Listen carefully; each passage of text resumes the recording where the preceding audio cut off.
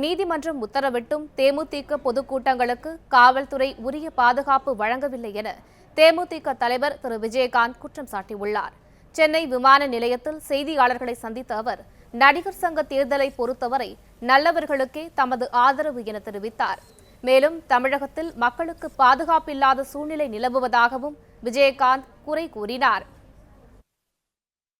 நான் தெரியாம கேட்கிறேன், என்ன கோர்ட்டு சொல்லி காவல்துறை எனக்கு கொடுத்தாங்களா? எனக்கு அதனால கவுல என்ன சொன்னாரு?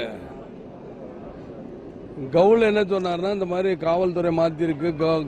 கவுல என்ன சொன்ன, தமிழ்நாடு காவல்துறை வேணாங்கிறாங்க, மத்திய காவல்துறை தான் வேணும். அப்படித்தானே இருக்கும். என்னுடைய மீட்டிங்கில் எங்க இருந்தேன், எனக்கு பாதுகாப்பு கொடுக்க சொல்லல. எனக்கு என்னுடைய தொண்டர் படைகள் இருக்கு, என்னுடைய தோழர்கள் இருக்காங்க, அவங்க பாதுகாப்பு கொடுத்துக்கிறாங்க. மக்களுக்கு அவங்களுக்கு பாதுகாப்பு கொடுங்கன்னு எங்க பாதுகாப்பு கொடுக்குறாங்க? கொடுக்கலையே.